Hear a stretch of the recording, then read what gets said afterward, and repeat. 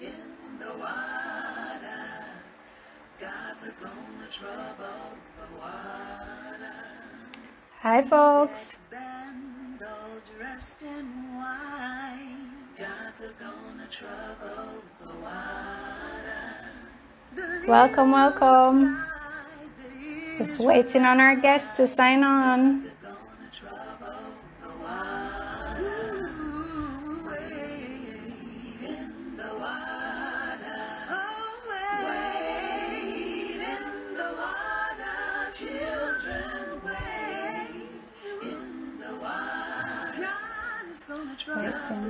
Welcome, welcome.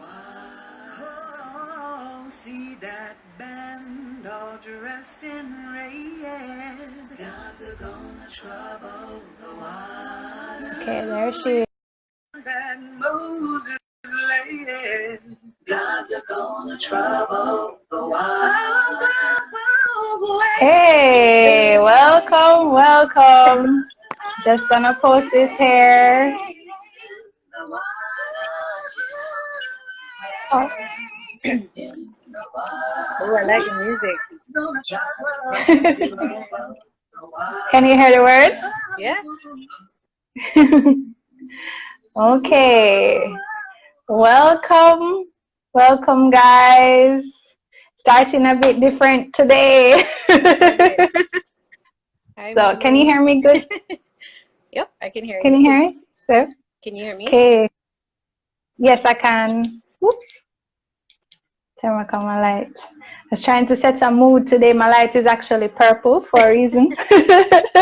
Love that. So, welcome, guys, to another Therapy Tuesdays with Art Therapy Jamaica. My name is Lesli-Ann Belnavis. If this is your first time joining me, welcome. I'm a registered art therapist that has been using art therapy in Jamaica with a variety of persons, children to adolescents and adults in groups and individual settings. And just felt like with COVID happening, wanting to have a forum where I could have conversations with different professionals. And today I have a special guest. Sister. So we have my sister, Stephanie Belnavis, who is a... Stephanie, please say your accolades. Good afternoon, everybody, wherever you're tuning in across the globe. My name is Stephanie Belnavis. I go by Steffi more informally with everyone, including clients. I am a registered dance movement therapist, board eligible, and a licensed mental health clinician. Along with those titles, my work is really specialized in parent-infant psychotherapy, and I do focus a lot of my work around parent-infant mental health.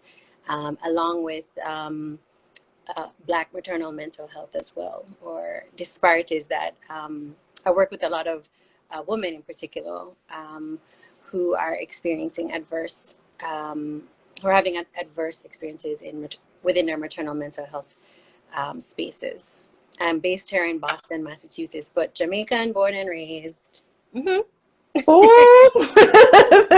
I am also a photographer, but that's separate.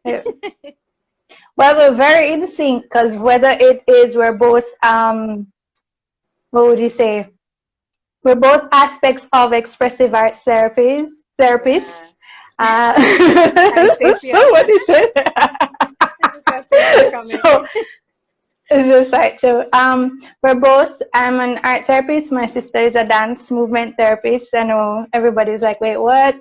And we both have respect for the arts. We both used to dance, and we both do photography. So welcome, guys. If this is your first time, what I always do with my guests is start off with a check-in activity. And this is something that you all can join in. You can write your response in the comments below. So, Steph. Yes. Just an explanation too for our viewers. The check-in is a ritual that's done in therapy, and different therapists have different styles. And I just learned a few weeks back from our guest, Georgia Fullerton, who's an expressive arts therapist, who she ends her activity calling it a harvest activity. So we'll have the check-in in the beginning and the harvest at the end. So the check-in activity is, I want you to think of a color, shape, sound, or movement, or you can do a combination showing how you feel. Okay. So you want to go first? Or you? I could go first. I think I'm Okay. gonna do a color and a movement. I just move back my camera so you guys can maybe see. My color is an earthy orange, and my movement is like a really big hug. You can't see my hands. Really big hug with an exhale. I think I might join you with that. So let's Ready? go. Big hug. And exhale. Sorry, my marker fell. It's okay. Oh, it was the wrong color. I did it. Sorry. Big hug and exhale. Yes. Of course, I don't do anything normal, so I have to. Someone said purple tree pose. So for me, I think a lot has been happening, and so I have a combination of a song, and I'm gonna incorporate the drum. Okay. And have a shape. Okay.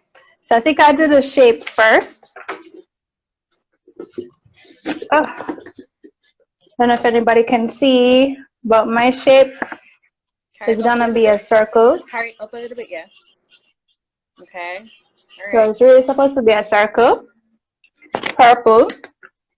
And the song that's on my spirit is, well, guys, I can't really sing.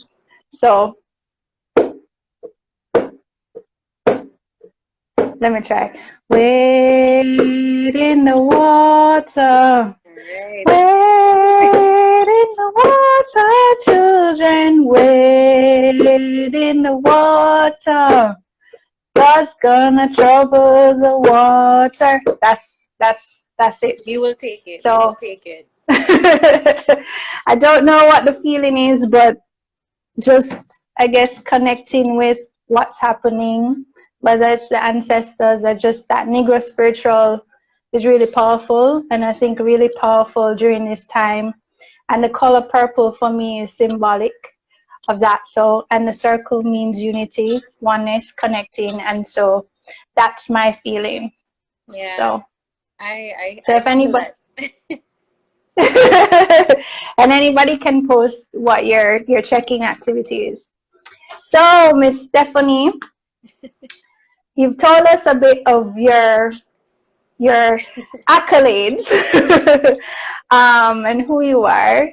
What is dance movement therapy, and what led you on that path? Okay, so I'll start with what led me and then explain. So for a lot of folks who may know me or have encountered me, or if this is your first time hearing about me and Les, we grew up in a household and a family where the creative arts was a big part of our family language. We grew up in the church, was pretty active. For me, I have always been dancing. I think that was always a space. Performing or just learning how to move in and through my body has always been a space that I felt very comfortable and confident. And so I danced from age 4, did ballet, folk, modern. And when I was ending high school, I didn't really want to go to university in the Jamaican setting and opted to go to school after a year in England, where I studied contemporary modern dance. But even before going there, I had discovered dance movement therapy and was interested. Because of me? Joke. I said because of... Well, there were influences because you had started your training by then in art therapy, or sorry, your undergrad. But it was, I think what it was is that back then I was really choreographing a lot more. And I didn't have the words for it back then, but what I was more interested is the stories of the dancers, or like the way in which their own interpersonal movement felt. I wasn't so much keen on like just putting movements on on bodies, because that's historically how I was trained. I think a lot of us are trained where you learn technique in a certain capacity, and and when I went to school in England to do my undergrad, it just opened up opportunities of how we what our relationship with our bodies and movement look like. And I really started to move a little away from the traditional sense of technical theories of Forms. forms of dance. And I moved back to Jamaica after finishing my degree, my undergrad degree. I was there for a year and really tried to set myself up to migrate to the States. And my plan was definitely go straight in and go to do my master's in dance movement therapy. Unfortunately, in 2010, I had pretty major medical challenge. I became blind in my left eye and visually impaired in my right eye, and still am to this day. I don't have vision in my left eye, and that changed the trajectory of how I identified as a mover, as a creative, as a person, as a woman, as a Black woman, because it took away a large sense of my independence, and that had always been a big part of my identity. And so not being able to move in a way that I was used to really pushed me to go into my studies more, but also do that self-exploration around medical trauma and how that impacts our self-esteem, our sense of self, our sense of autonomy. And so I've used my story in so many spaces where I felt it was helpful for folks to know that despite what we have been through and what our bodies have experienced, there is a strong sense of resilience that we all carry. And I, was able to, after 3 years on and off, in and out of surgeries, was able to move to Boston and complete my master's degree in dance movement therapy. And I've been practicing here in Boston for about 5 years. Dance therapy, though, it's a psychotherapeutic use of movement to promote emotional wellness. It's body based. So whereas folks may be more familiar with hi Jenny, sorry, with talk therapy in a traditional sense, dance movement therapy falls under the larger creative arts therapy and expressive arts therapy umbrella. It is not a dance class. Yes, I was about to say that. I oftentimes get that. Oops, sorry. I oftentimes get that assumption of, that, okay, come and teach me. And the movement styles that I speak for dance movement therapy in particular, it's very much improvised movement. It's authentic movement. It's focusing on your breath. We could be having a discourse and you're talking about a hard experience, and I may bring awareness to your breath, how you're holding tension in your body, how your body language changes when you start to talk about something that's hard, or even avoidance, bringing awareness. So everything is really from a body-based level. That's like the best way to describe it, I think, where I think folks can understand. We do move, but it's not me telling you how to move. I'm really a witness, and I really established myself pretty early on in the therapeutic relationship as a co-journeyer, setting boundaries. What does that mean? What does that mean when you say a co-journeyer? So my role is not to tell you how to heal. My role is to hold space for you and offer what I'm noticing, and make sure that there is a sense of safety in the space for the client or the individual who I'm supporting to be able to feel comfortable and build further alignment with me. Because, I always tell folks, like, sometimes the body is the last thing that we remember, even though it's our home. Like, this is a thing that we carry with us every day. It's very easy to forget our breath. It's sometimes very easy to forget our placement or eye contact. Or you hear people say, or I'll say it to you, like, we just move, and then you just crash. Yeah. Your body just crash. There's no, like, pausing and paying attention to it and what it's saying and what is happening physically. Yeah. Or, persons don't know when they say, oh, I'm tired.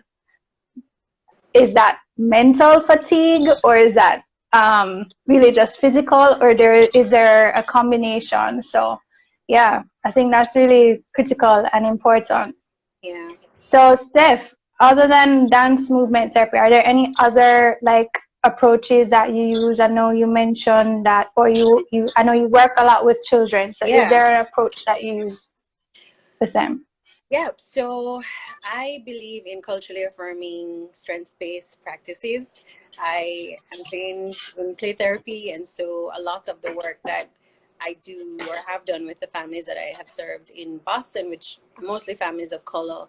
I've also worked heavily with a lot of with kids who are in foster care placements or removed from their biological homes, working with elderly caregivers, so grandparents, uncles, aunts, who are now taking in or adopting or becoming legal guardians for very young kids.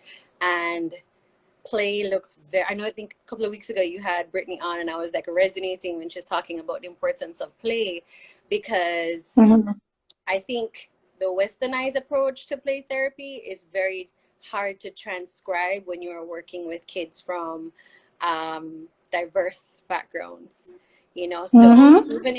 even in my work as a play therapist, I'm really doing more exploratory conversations with the caregivers around like their own interest and understanding in mental health, but also play, and where are the, even if it's a small point, where's a small point for them to be able to join, even if it's, sometimes we're starting off where they're sitting watching TV, or like they're here and the child is here and the child engage every now and then. I'll take it, because that's where they're starting.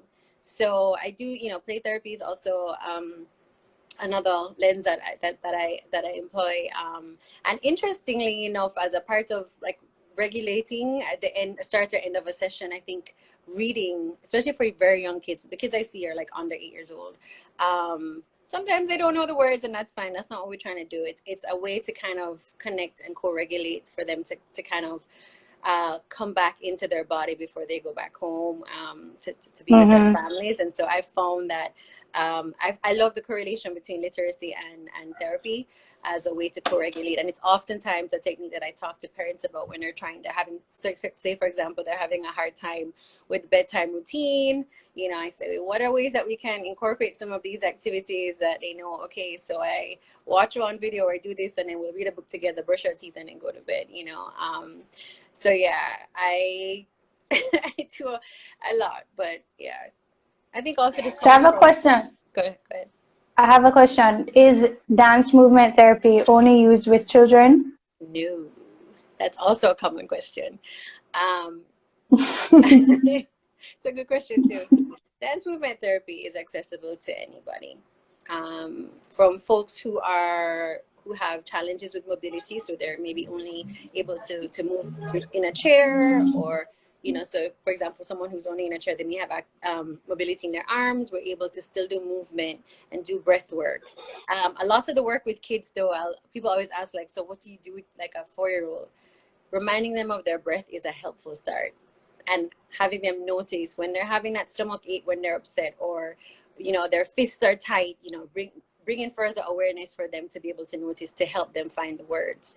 I've done this work with adults, again, a range of adults. I've done dance therapy workshops with collateral, so other mental health professionals in the field.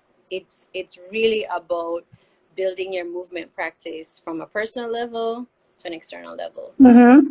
Even working So with speaking, I'll just say this one part too as well, because we may have some teachers on the call. A lot of my work was based in an outpatient center, school-based facility as well, and a lot of early childhood centers. And so we did a lot of consultation with teachers, and it was so amazing to see how once they started to set very small intentions throughout their days for breaks, for example, like, he said to kids, okay, do you need a movement break? Having that same intention, or tag teaming with their co-teachers and say, all right, I need 2 minutes. Let me just step over here, or finding a space in the room, or if you have to actually step outside of the classroom once coverage is obviously sorted out, developing their practice in a way that was applicable to their lives, and not just like this thing that they had to like take on. do or be told what to do. And transition is important. So speaking of transition and breath, with what's happening with the climate right now, There is a question, and we can hold it. It's about pregnancy. So if we remember that a little bit later. Okay. So as you said, or maybe I'll answer that. Have you answer that, Steffi, and then we'll go into the question. So it says, what does DMT look like with that population, with moms who are pregnant? Yeah, so I've done it in mostly a group setting, and so it's really a support space for moms. Again, I've worked with moms who've had very adverse experiences in their pregnancy or with childbirth, mostly of color, and so it really is one, providing a safe space that is, or brave space that they can do their internal reflection on their own expectations and maybe anxieties about this time in their life transitioning into motherhood, or motherhood again if it's not their first child, and then also doing some deeper reflective work on what were some of the positive and adverse experiences or relationships they've had in terms of parenting relationships or patterns that they've had in their childhood that they're wanting to hold and they're wanting to let go, or trying to find a balance so that they can show up as the parent that they are. So obviously movement based, it would be what within limits, you know, what the individual can, or the expecting mom can manage, but it's also a space of community and connection as well. Okay. Yeah. Okay. So speaking of breath and transitioning with what's happening now within the climate, global and a lot of persons breath. I mean, literally, I wanted to set an intention to create some art for myself. And the first thought that came to me to create was I wanted to pour paint on the paper and just blow on it, because I thought of what's happening, like breath. So speaking of breath and the climate and how that's intertwined with trauma, can you explain what trauma is, and can you define what intergenerational or historical trauma is? Yeah. I guess the best way I often reference trauma is it is an extreme adverse experience, and it ranges that an individual has experienced or that they've witnessed vicariously. When you say vicariously, what do you mean? So say there is a death in the family, and it's a loss, an immediate loss of that person, or maybe an extended family member, that could also be traumatic for, say, a young child who didn't necessarily witness the death, but knows that there is the experience of a loss. And so when I think about intergenerational trauma, I oftentimes link it to, I'll say, intergenerational legacies, and that's not my original wording, but it's I read it in this book called Childhood Disrupted, and it really stuck with me. So there are intergenerational legacies and then intergenerational traumas. The legacies can be adverse and can be positive. For example, you know, a parent may love the way that they braid their daughter's hair because it reminds them of like their grandmother and their mother, how they used to, you know, braid. And that's like this legacy that, you know, becomes something that's celebrated. Yeah. And then there's also maybe adverse experiences in terms of how they were parented, where people will say like, I wasn't allowed to play when I was younger, or and again, this is definitely relative to every family context. Not trying to shame anyone for not playing, but they may say, you know, as an adult, they may struggle with being emotionally reflective in relationships, because when they were younger, that wasn't discussed. Yeah, there was no space for us to hold our emotions. And I don't know if folks watch the Red Table Talk, but I often reference this sometimes when I talk about intergenerational trauma. When Jada had said that Willow's tears offended her, it was almost offensive when she cried. And I was like, ooh, like that resonated with, not on a personal level, but just an awareness growing up culturally that, you know, if you got upset or you got frustrated, a lot of the adults, whether it's a teacher, a family member, they tell you stop cry, or give you something to cry about, you know. You know, so it's the ways in which these things become intertwined almost in our DNA and our way of being, and the way in which we engage in relationships that I find it fascinating. I find, and this is not when I set out to be a dance treatment therapist, this was not working with parent-child dyads. That I was like, nope, I'm going to work with adults and complex trauma all the way. And then my last year of my internship, I did in-home therapy, and I was like, but it's an honor to be in someone's home. And it's an honor to be in someone's home when they've just had a child and they're building their relationship. And I'm really a co-journeyer in that. So, yeah, it's interesting. And I think oftentimes as well, and I'll speak a little bit more around Caribbean mental health, or within the diaspora, is there's so many commonalities in terms of intergenerational trauma that is so oftentimes passed off as culture. It's just so we stay. And I don't necessarily view it as like a bad thing, but I often challenge folks to really explore that some more. Are we really okay with these ways in which we were raised, or we were socialized, or do we want to break those chains sometimes? Do we want to parent differently, or do we want to be in relationship with others differently? Do we want to pause and listen and ask questions out of curiosity as opposed to just assume or completely dissociate? I don't have time for you, like, so that's it. Or what you say is not of value. Yeah, or what the child may say or the family member may say is not of value.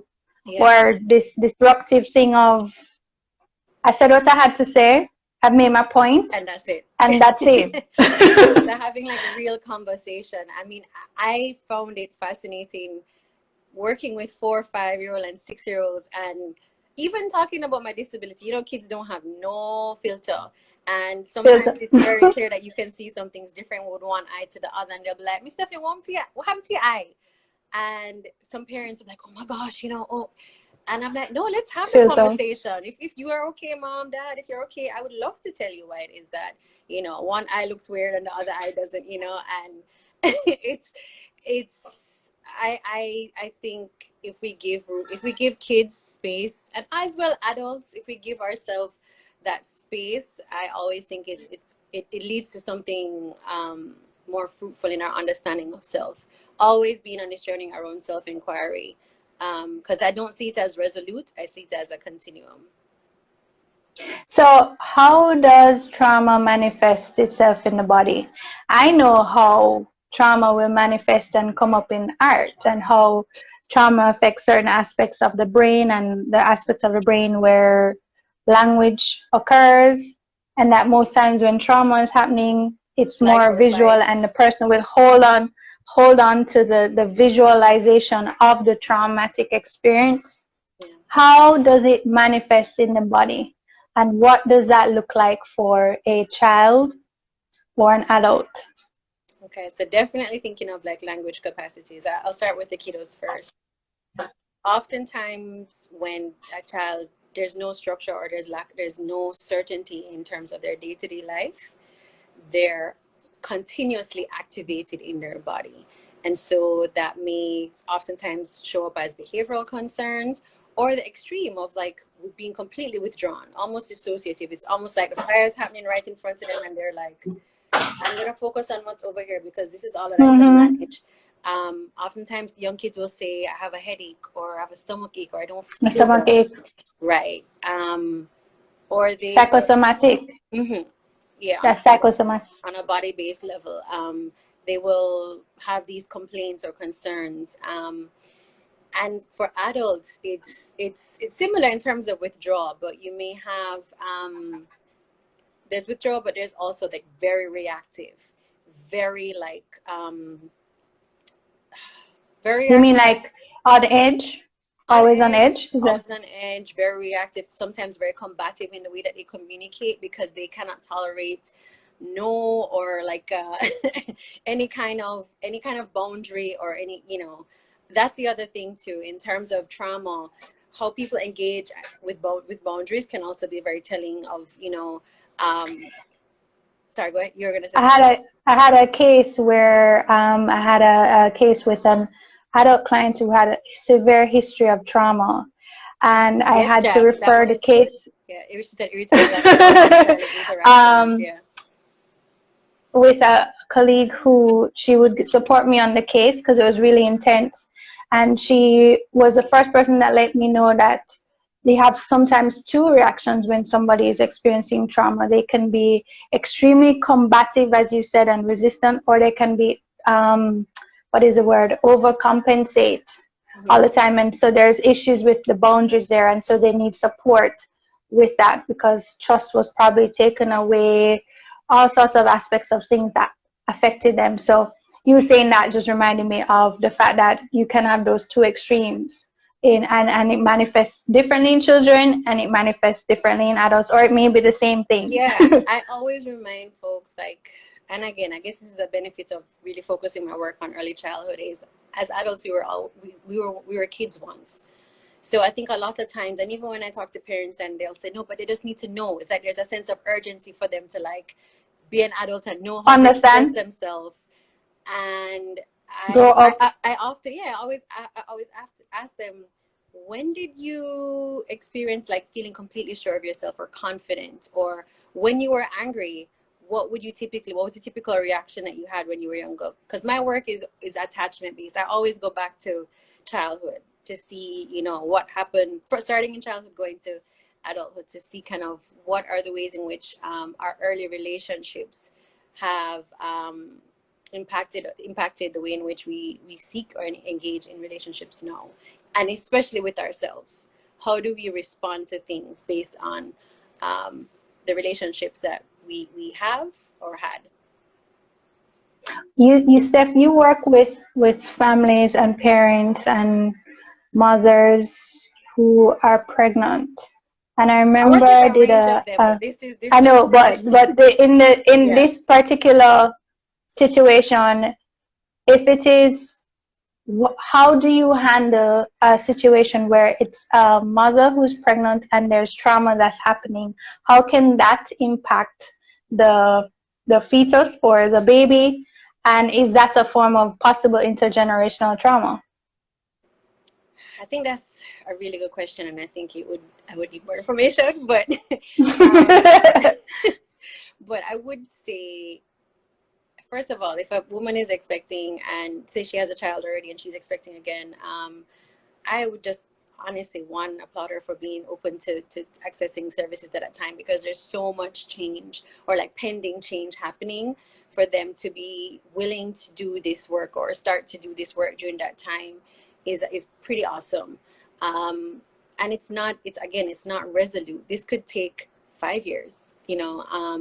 A lot of the work, I think, more in a tangible way would probably be dyadic. So I may meet with the mother for individual therapy this week, and then next week it's maybe family therapy on a bi-weekly basis. So it's a mother and a child, you know, but always ensuring that say for example, the child is the client and I'm seeing the child weekly for individual therapy and mom comes in every other week, right? I'm ensuring I'm still having conversations with mom, and if I am not her therapist, ensuring or seeing if she's open to seeing a therapist for herself as well. So she has that space, that objective space to talk about her processes. And Javita just said the field of epigenetic looks just at that, how our responses, it's based on DNA and genes that are passed down. Mm-hmm. I definitely support all the research around epigenetics. I think also thinking about the world that we live in right now, as I'm living in the States, and I know there's a global protest around the ways in which Black and brown bodies are being treated, that is passed down. There is a direct line in terms of trauma. Mm-hmm. Yeah. But speaking of that, because I'm glad that Javila added to that, because I know when I was studying, we looked at the graphics of trauma can affect, and it did impact attachment, and that's how I first became aware of, oh wait, what? You know, what is happening in the body of the mother when she's, you know, preparing to give birth, if something is happening during that time, how that feeds to the child, and then how that can affect their relationship growing up or dynamic. I think it's twofold. I believe in the epigenetics component, but also like looking at adverse social determinants. So suppose for the first child, mom had housing, had a stable job, but for the second child, she's not working and it's an abusive relationship, or they don't have housing. These factors all tie into her response to both her child here and also her pregnancy. How a term that keeps on coming up with what's happening in the global climate is resilience. Can you define what the resilience means? Yes, from the dictionary of Stephanie Belnavis.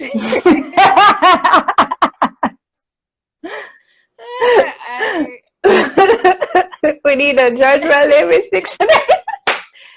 From the dictionary of Stephanie Belnavis, resilience to me is our capacity to clap back. And I say it like that in this way. Not clap back in an abrasive or aggressive way, but our ability to be grounded in our own experiences and endure in a healthy, safe way. Oh, Jenny said yes. Let's get that published.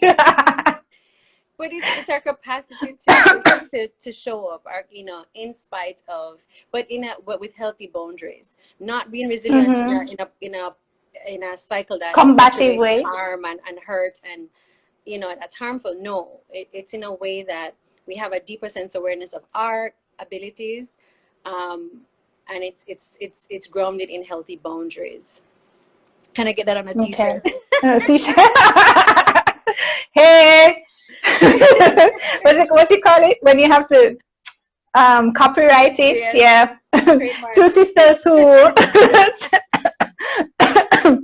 so Steffi, with how does one now embody resilience, and how do you use dance movement therapy to embody that? I know I saw like a really cool, it was very moving video of this black man dancing through the streets. He had words on his shirt. This is during the protest. Very powerful. How does one embody resilience and use dance movement to do that? I'll honestly start by saying it's a personal process. I think just like we get up, and for a lot of us, even with COVID, figuring out our routine and our rituals, right? I'm taking it from like a pedestrian standpoint into like a movement practice. It's thinking about the ways in which we acknowledge our body. So that could be how much rest we get, how much we're moving our body with intention. And for some folks, maybe like moving from typing to moving to cook food to, I'll take it. If that's where we're starting, I'll take it. But I think also I'll always go back to the breath. I feel like it is our natural like life jacket. And sometimes a part of like embodying resilience is really developing our relationship with our breath. I know folks who are mindfulness practitioners and holistic practitioners often talk about the importance of breath, but I see it as connecting points for a movement practice. Are we getting enough rest? Are we moving through our days with intention?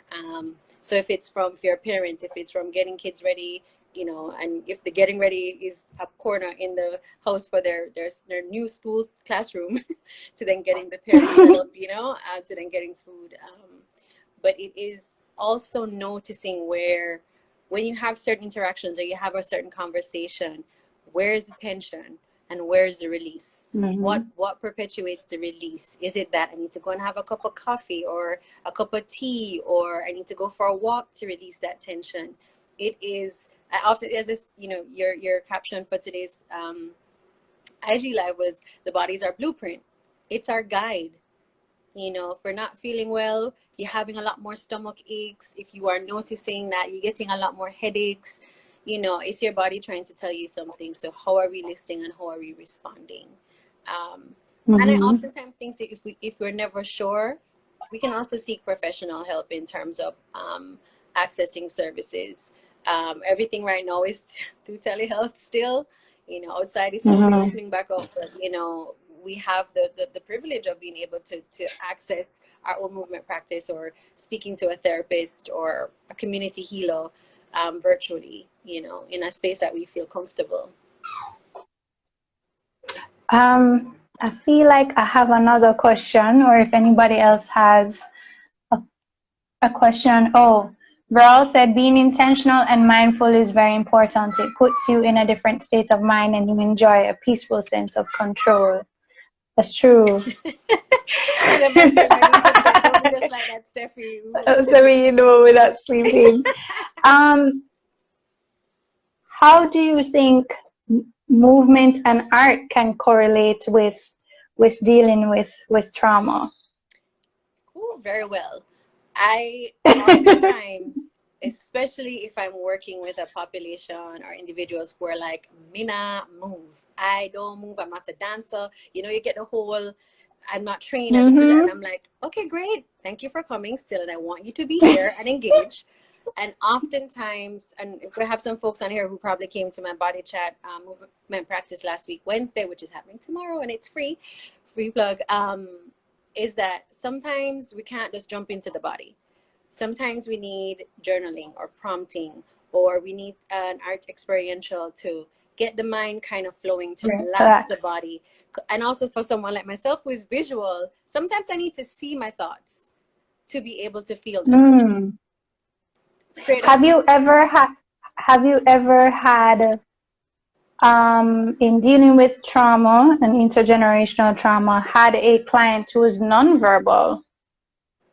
How did they move with that? So like I have worked a lot with persons with disabilities, and having to pay attention more to their bodies and their movement because they don't have words, or their words are physical. It's on their bodies, right? So how have you ever had a client that was nonverbal, but you know that there was a traumatic thing happening, and how did you support that? Yeah, I remember, I'm thinking of a kiddo who was around 4, and it's interesting because the traumatic experience was the classroom that the child was in, and the child was on the spectrum. And so it was using autism spectrum. Yes, was on the autism spectrum. And it, you know, there wasn't really a lot of language. It was a 4-year-old, and the moments of connection were when they would allow me to be beside them, or they would have their toy touch my hand. That was almost like our hello and our goodbye. And modeling that for the teachers, because they were so frustrated. Understandably, they didn't know how to support this child, and I had to use that space to model. So it wasn't so much like using art, but just really staying attuned to, yes, this child is communicating, but this is how they communicate, and it's unique. And like I made it, you know, I'm like, wow, this is so great that you're able to find my hand, and you know, I can acknowledge you on your level. And I know with a class of like 25, you know, it's a lot. It's a lot to be able to be as present all the time, but it was helpful for me to be there to kind of model, to say, you know, this person may openly say, yes, I want this, but this kiddo is when they raise their hand like this and they're waving around, they're trying to get your attention. Or if they're coming close to you, just noticing that this is also communication, that we don't, especially for young kids, when, you know, they're not necessarily going to have all the language that we expect them, or adults tend to expect them, like really noticing from a body-based level. I see Javila said, Javila asks you, how receptive are people to doing DMT? I think it ranges. I think the kiddos are pretty open to it because they like to move. I think for adults, which is typical. Yeah.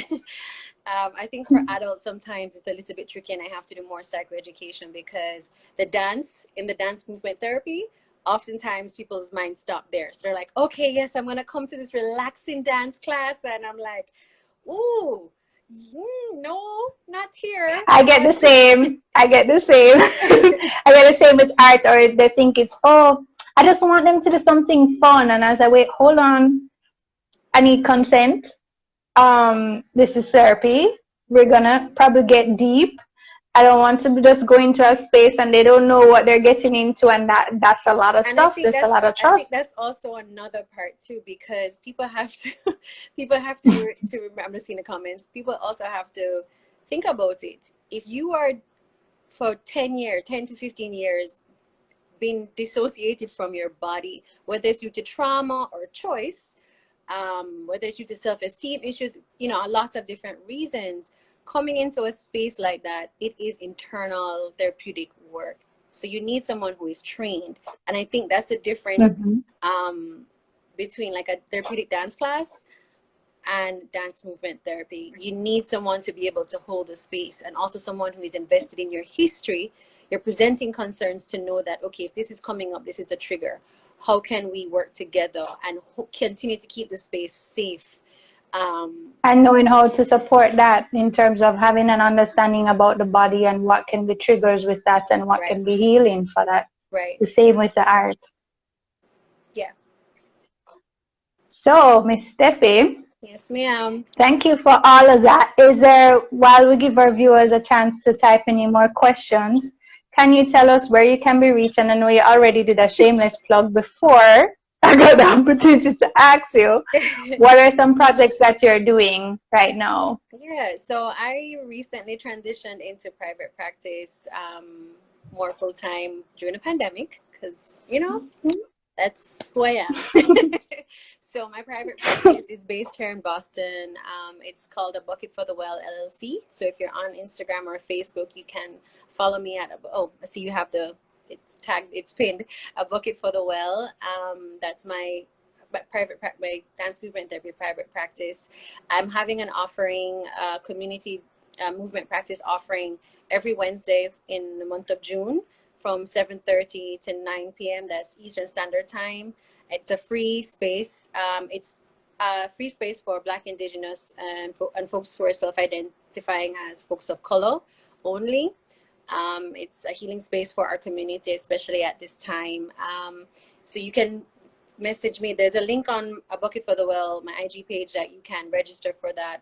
We will be meeting tomorrow.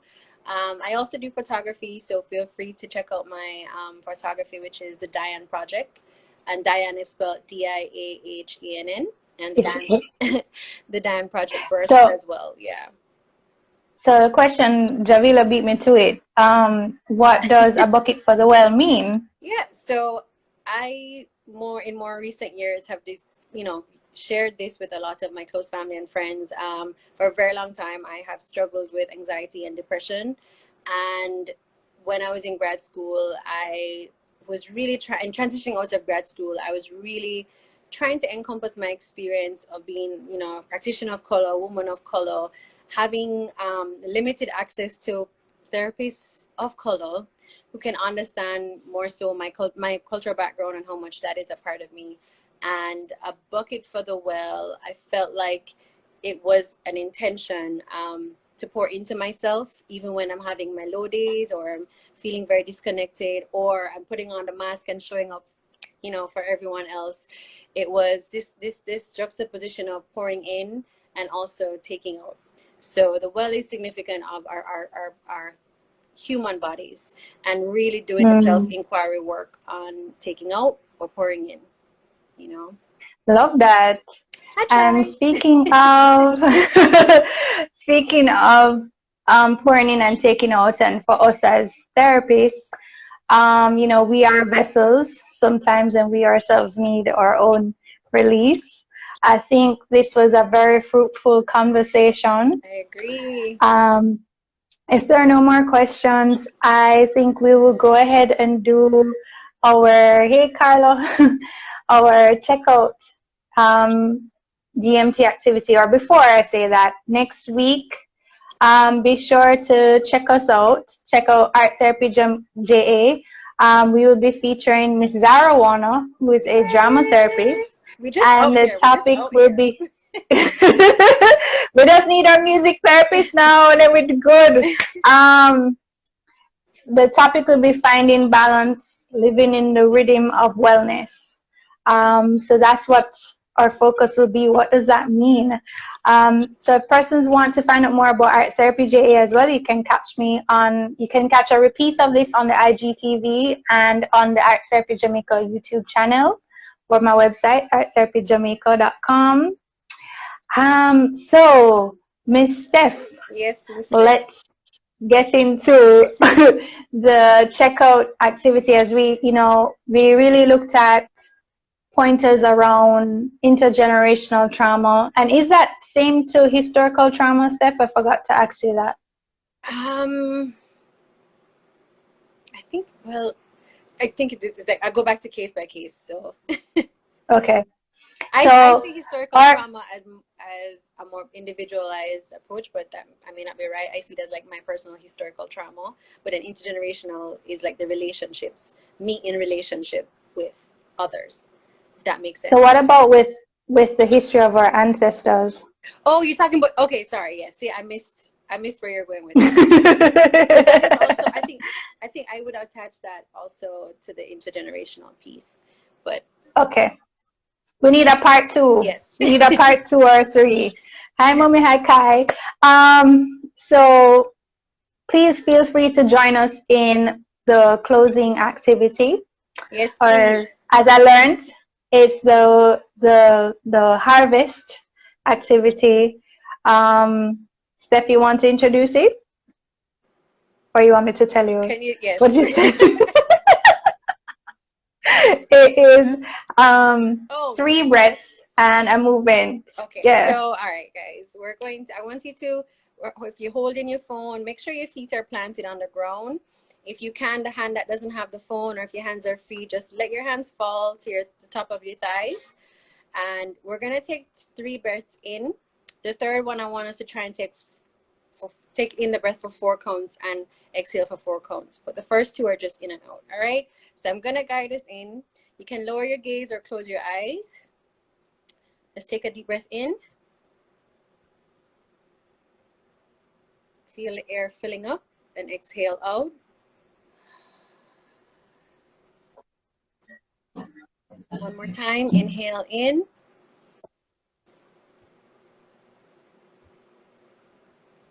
Exhale out. This time, let's really use 4 counts. Inhale. 1, 2, 3, 4. Hold it. And exhale for 4. 1, 2, 3, 4. You can slowly open your eyes, and whatever movement comes to you right now, just do it.